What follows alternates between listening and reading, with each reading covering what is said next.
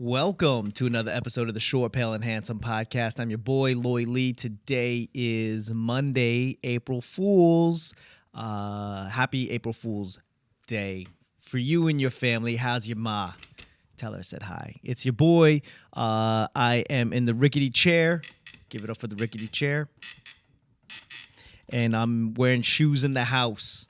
Right now, if you're looking at the, if you're listening to the podcast, we now have the video portion of it on YouTube.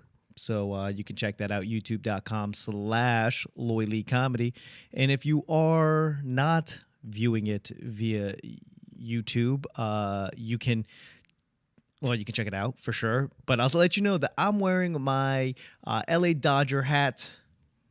I'm wearing my Crenshaw-inspired long-sleeve blue shirt. I'm wearing blue Chucks. And I'm wearing my khakis with a crease. Shout out to Nipsey Hussle, who just got gunned down. If you're not familiar with his music, maybe that's not for you. But I did like what he did for the community. He was one of the first rappers I started listening to when I moved to the LA area. So shout out to that. He got gunned down in front of his own store in the shopping plaza that he owned in the part of the city that he grew up in. So if that is not a sad tale, I don't know. I get it. You get money and you move out of the hood. He decided not to. He wanted to give back and he got caught up in some stuff. So hopefully they get the killer. I think as cops, you just go, hey, it's gangland shooting. The hood will figure it out. I'm sure by the time the bodies dropped, the hood already knew who it was. So I think for cops, it might be just safer for, them to just wait to clean up the body. Nobody wants to get caught up in the drive-by shooting because of retaliation. It might just be easier for them to just clean the body up. I don't know. It's a sad affair. I'm not a police officer, nor do I ever wanted to be one. That's definitely not in my genes. But you can, I don't know. I don't know where I'm going with this. Jesus, Loy, 2.5 minutes and you're already talking horrible things. But shout out to Nipsey Hussle. He had a lot of good things to say about business, a lot of good things that young people and people like myself, entrepreneurs, can definitely get into, a lot of gems. So check out some of his interviews. If you're not into West Coast rap, if you're not into like gangster type vibe, then the music's probably not for you. But just because you don't like his art doesn't mean he doesn't have really good things to say about business, about things about things to things to think about, different ways to looking at things. So shout out to Nipsey Hussle. Again, I think I shouted him 3 times, but my heart's hurt a little bit. So yeah, there's that. What else? How was your week? Huh? If you got some things done, let me know. I'm curious about what's going on in your life. I'm out here trying to entertain the masses. I got a show coming up April 26th and April 27th. I'm featuring for J.R. De Guzman from Netflix. He was out here last year at the DC Comedy Loft. I met up with him. Funny story is that he had his own show, right? Sellout show, last show, Saturday night, I showed up. Good show. And afterwards, we were drinking, and he was like, oh, snap, what are we doing tonight? And I was like, we were here with a bunch of Filipinos from the Filipino Young Professionals, FYP, of DC, and we were also there with some of the NAFTA members, and we were drinking through the whole show, because that's what you do, right? Just drink. And after the show, we were a few in. We drank a few more, and then we decided to go to a club, 18th Street Lounge, because somebody knew somebody that was working the door. I'm 38 years old. I was like, I'm not trying to get into a club right now on a Saturday night, wait in line, pay. But, a few beers in, they go, hey, that seems like a phenomenal idea. What's the worst that could happen? I mean, worst case scenario, you sit in line, just wait like a freaking schmuck. Right? Like a fucking guy that has to wait outside. And that was my biggest thing. If you know me, if you follow this podcast, I've talked about that living in LA. It's so difficult trying to get into a club. It's not even a place I want to be at, and they make it very difficult to be in there. So I just don't want to go. But somebody assured me, oh, I know somebody, right? So JR de Guzman, after the show, we're drinking, and he's like, hey, what's good afterwards? What are we doing now? And that was loud. I don't know if you heard that, but I got distracted. Noise outside. But he's like, what are we doing afterwards? And all the dudes I was with was like, hey, we're going to go to 18th Street Lounge. Let's go. And JR de Guzman goes, cool. I'm coming. Let me go drop some stuff off at my hotel, which was upstairs. And it just so happened that I guess we ended up leaving without him.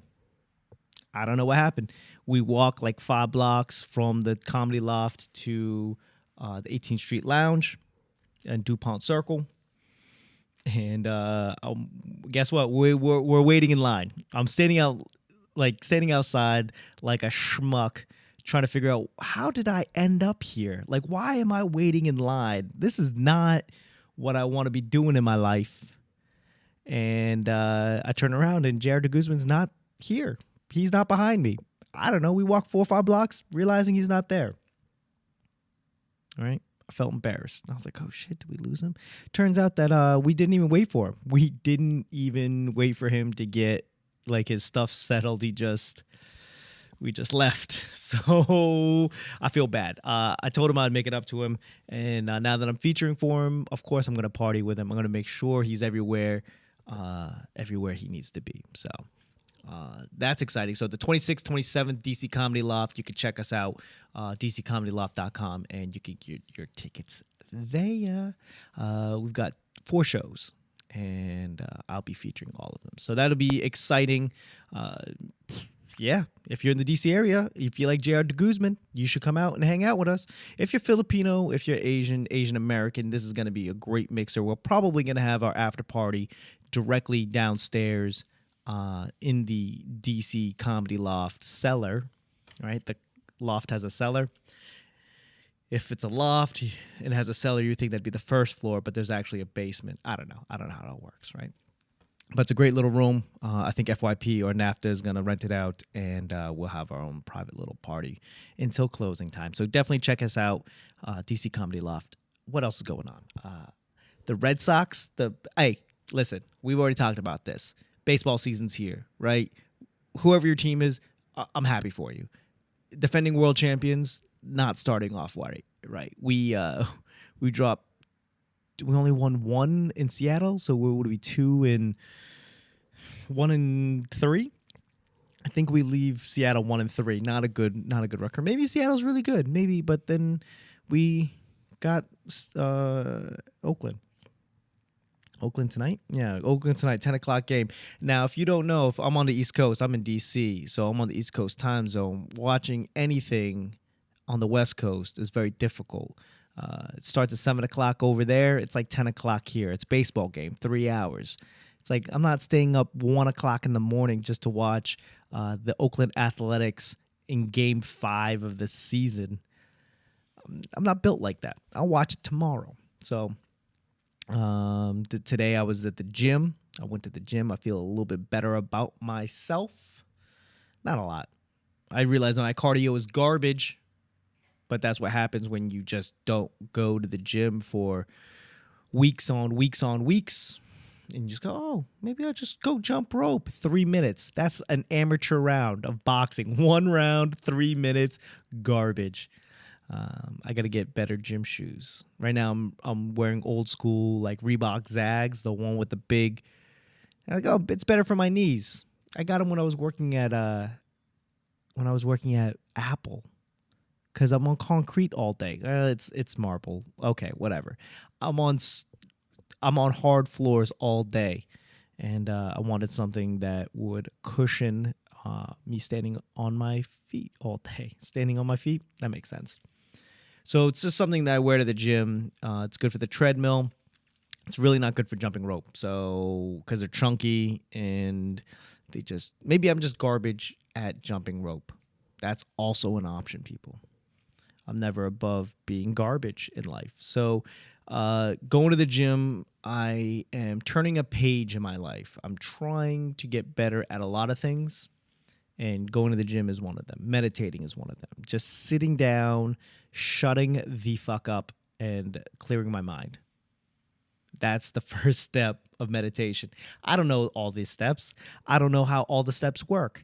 But what I'm saying is maybe if I just sit down and I shut up and I just watch the world spin for a few minutes out of the day, maybe I will be a better person. Maybe you should try it. I don't know. I am not a meditation guru, but I think meditation prevents medication, also leads to yoga, because I feel like that's the next step in my journey to enlightenment. Yoga. Maybe I should not do yoga, but I'm not limber. I don't feel good about the state of my body. Went to the gym 30 minutes, ran a little bit, did some quick weights. I'm not trying to win an award here. So I don't know if I'm trying to win anything like meditation, yoga. I think I'm just going to do it casually. My cousin's in town and he lives here now, so he wants to join a kickball league, a racquetball league, I don't know, something. And I told him I wouldn't disappoint him. Whatever you join, I'm going to join. Whatever you're into, I'm going to be into too, because I need motivation to get out of the house. He needs to make friends. That's not his cousin, probably. And I told him I wouldn't embarrass him. Whatever you're into. You want to play kickball? Let's do kickball. You want to do cornholing league? I'm going to join the cornholing league, and I'm not going to disappoint you, Paul. Cousin Paul, we're going to be BFFs until you find other BFFs. I worry about people that aren't me. I worry about people who I don't know. I feel that I've always been able to make friends just enough to be social, but I don't need them. I don't depend on them. I'd prefer not to have too close of friends. I don't know. I'm fucked up in the head. I tell jokes for a living, right? But I'm aware that other people don't operate the same way. Like my wife, she needs friends. She needs to be surrounded by people. She needs to be around a tribe. I'm that lone wolf asshole that just doesn't want friends. I want people that I'm friendly with, but I want to go home. I want to not expenditure too much time. And it's not them, it's me. I got great people I surround myself with. Great people that want to be around me. But the broken inner child in me says, hey, maybe you should just go home and just not do any of this. Maybe you should just focus on telling jokes. And then after you're done telling jokes, go home and go to sleep. I don't know. But I'm worried about him. I'm worried about, because he's never lived outside of Boston. I mean, sure, he went to school, he studied abroad, but 6-9 months, I don't think he's lived anywhere outside of Boston for more than a year outside of college. So I worry about him, because I know what it's like to be lonely, and I know what it's like to want friends. I want friends, but I also want the capacity to have friends. This is getting weird. Okay. What I'm saying is I'm not built like everybody else, almost to a fault. So I might injure myself playing, I don't know, kickball. That's going to be bad. I'm going to blow an ACL out playing dodgeball. If you could dodge a wrench, you could dodge a ball.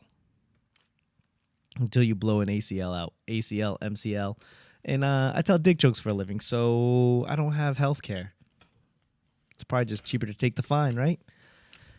What else is going on? So the Red Sox, yeah, man, not a good start. But guess what? We're only 3 games into a 162 game season. So we got time.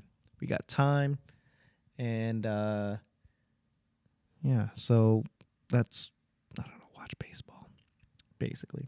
What else is going on in my life? I bought a typewriter. I know. It seemed like a phenomenal idea at the time, and you're probably sitting at home being like, that's not a good idea at all. Never is that a good idea. And you're right. But there's something analog about the that just makes me feel creative. Like there's a moment in my life where I just want to create. But the digital age has just made it very easy to create and destroy at the same time.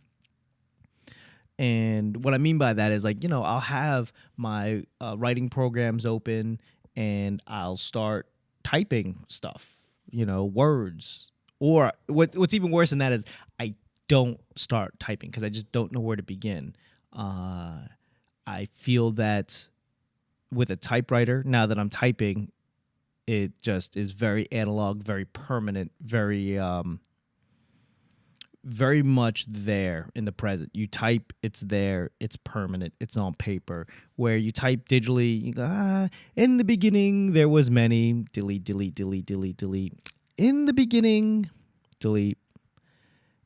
It's just too easy to not create. It's so easy to not create, where a typewriter is very much there it is, instant gratification. And there's like an accomplishment feel when you're typing, ting, and then you go all the other side, type, ting. I will say that the typing is not what I thought it would be.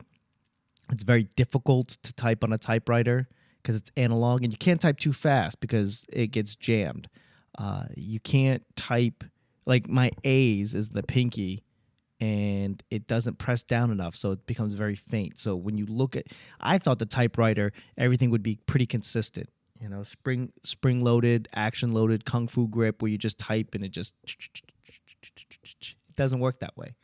It's like as hard as you press is as hard as it goes. Like you go harder, it goes darker. You go light, it might not even go. Like my A's barely exist now. And now I need to get a paperweight and a folder and a binder. This is not a good idea. If you're thinking about getting a typewriter, it's probably not a good idea. Get like a word processor, maybe an electric. The electric keyboard, electric typewriter makes a lot more sense to me now that I'm using like a 1940s Remington quiet writer. That's what it is. It's a Remington quiet writer, and it's loud as shit. And I don't even mean the ping. It's like click, click, click, click, click, click, click, click. It literally sounds like that. So on the nostalgia portion of it, it looks good. It's fun for 5 minutes until your pinky starts wearing out and it just hurts. But I'm a punk, so it don't matter, right? But yeah, I thought it was going to be something that will help me be creative, and it does. It actually allows me to put words on paper and have instant gratification and sense of accomplishment. There's like an amazing feeling, even when you get to the bottom of the page, you just tear the paper out, go, yes, and you put it down, put the paperweight on, slide another one in. And that's another thing that bothers me. I'm used to digital, right? Everything is in line, everything lines up, everything is like in uniform, aesthetically pleasing. It took me like 3 minutes to just say fuck it when I was putting the paper in, and you scroll it up, right? And then you realize it's not lined up, and you start typing, and then you pull it out, and it's sloping just ever so slightly. That bothers me. That looks like a misprint. It catches my eye, and it makes me go crazy. Literally makes me go crazy. So it's these little analog things where you just gotta go, well, I guess that's the charm. That's the charming of it all. So yeah, if you're thinking about getting a typewriter to actually use, and you actually want to be like kind of proficient in, get an electric typewriter. And you get one. Now, I will say I got this typewriter for like $20, so it wasn't really that big of an investment. And I'm pretty sure in this shape, I could turn around and sell it for somewhere in the ballpark of $100. So I'm not really complaining. It'll be fun until it's not, and then I'll get rid of it. But if you're actually thinking about using it, and you can get a good deal, you can usually get an electric keyboard, electric typewriter for $50, $75, depending. Check your Facebook Marketplace, check your Craigslist. That's where I found it. Oh no, I'm lying. I found it on OfferUp. The first time I bought anything from OfferUp is a retro typewriter that I can barely use. And it's funny because it's so analog and it should be fairly intuitive, but it's not. Like, I feel like I've got to Google how to use some of the functions on it. And if that's not irony, I don't know what is. And the thing that I'm learning is that I can't spell worth a damn. I can't spell for shit. Okay. I'm typing it and go, I don't know how that's spelled. And I push through it and I look at it because it's instant, right? No red squiggly, no nothing. It's just like, oh yeah, that's wrong. That is definitely wrong. I'm getting to the point where I have to look at the keyboard to make sure that I'm right, because it's not the words per minute that's important right now. It's the accuracy. And I'm not accurate at anything except for maybe my ability to make poor purchases. I'm pretty accurate on that. Well, this is a poor purchase. Go ahead and do it. Just do it. So, yeah, I bought the typewriter. What else is going on? I'm going to Niagara Falls and Toronto this weekend. So today's Monday. I will drive out on Thursday. So we're going to be up there for a couple days, see if I can't shake some hands, kiss some babies, see what Chi.O is all about, the home of Russell Peters, a home of Drake, Drizzy Drake. I will be looking forward to eating a lot of Chinese cuisine with my wife, because apparently there's a lot of Chinese people in Toronto. Who would have known, right? But not just like any kind of Chinese people, not like Taiwanese or Shanghaiese or Beijingese. I don't know. They're going to be more like my people, my lineage, Cantonese. And, I'm not really that Chinese, but there's something tribal in my brain that just makes me feel comfortable around Cantonese speakers. I don't understand it. I understand it more than Mandarin, but it's a few words I learned. But there's something about it that just, it feels like home. Feels like, my ancestors. I feel comfortable. And then the food, same thing. It's very comforting. Chinese food, Cantonese style food that I've never had in my life feels comforting to me. Not only the food that I am familiar with, because growing up in Boston, there's a lot of Cantonese speakers and a lot of Cantonese food. All the Chinese food that I thought was Chinese food is Cantonese styles, right? And then when you go and you have other Chinese food, like from Shanghai, and it's different, right? So there's a comfort. So hopefully we're going to try to get this place called the Lobster Clubhouse, the Fisherman Lobster Clubhouse. Look it up. Or you can just Google Mountain of Lobster. Apparently, you can get for like $500, you can get like 50 pounds of lobster, which is not a good deal in Maine. It's a phenomenal deal anywhere else in the country. So, and in this case, not in the country, right? You're in Toronto and you can get $500, you get 50 pounds of lobster. It's like $10 a pound. That's a pretty good deal. Cantonese style, Google it. Google Mountain of Lobster, and you'll see the Lobster Fisherman Clubhouse, the Fisherman Lobster Clubhouse in Toronto. So that's where I'm going to go. My wife has been obsessing about it, so I'm excited to watch her face eat a shit ton of lobster because she loves it, and I love her. What else? Asian Pacific Mall. We're going to definitely head out there for sure, because that's the Asian thing to do, right? That's the thing. You go, oh, you're in Toronto, you're going to go to Asia Pacific Mall. It's this huge hangar of just shopping, little shopping, like they call it Hong Kong style shopping. It's these little booths of, it's like this big hangar. I think it's like 2 floors, and there's just little shopping booths, almost like a swap meet, but more in not like tables. I don't know. You'll see pictures of it. I'm going to film some shit. So there's that. I want to go see Kim's Convenience. Shout out to Kim's Convenience. Best Asian Canadian show going on right now. So I want to take a couple pictures there, show some support, and it'll be right in time. I think Netflix is going to have the 3rd season out soon. So I'm excited. I'm excited to go check that out. Yeah. Yeah, you gotta go see the sights. And besides that, I really don't know what else there is to see in Toronto. But my wife has been looking it up. We're gonna go take some pictures of Niagara, go hang out there. Her friend, her best friend, her bestie, is gonna come to town. She was at our wedding. Sweetheart of a girl. She's flying in. We're going to go pick her up and go drive straight to Niagara, hang out there for the afternoon, and then go to Toronto for a couple days. So that's where I'm going to be. I'm excited to share that with you guys because what else in my life am I not sharing? Monday, I should be able to come back and tell you more about it. So let's see. What else? My wife bought tickets to the Philippines. So I don't think I talked about it. Maybe I did, but it's set in stone. Tickets are purchased. We are going to be in the Philippines basically the whole majority of July. We're going out first week of July, coming back first week of August. And she's got all of these things planned out. She wants to go here, and then there, and then here, and then there, and then here, and then there, and then come home. And all I think is like, wow, that's a lot of money. That's and then when I come home, I'm gonna be featuring for Augie T.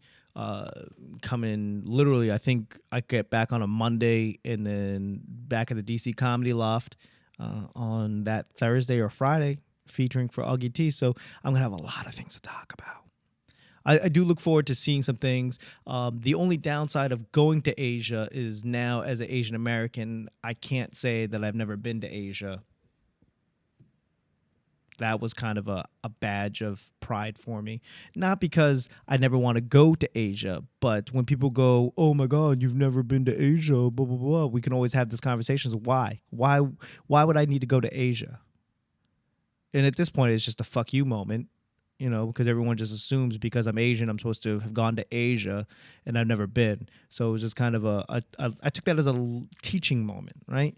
A teaching moment where just like, well, tell me why. Have you ever been to Germany? No. Then why should I have gone to China?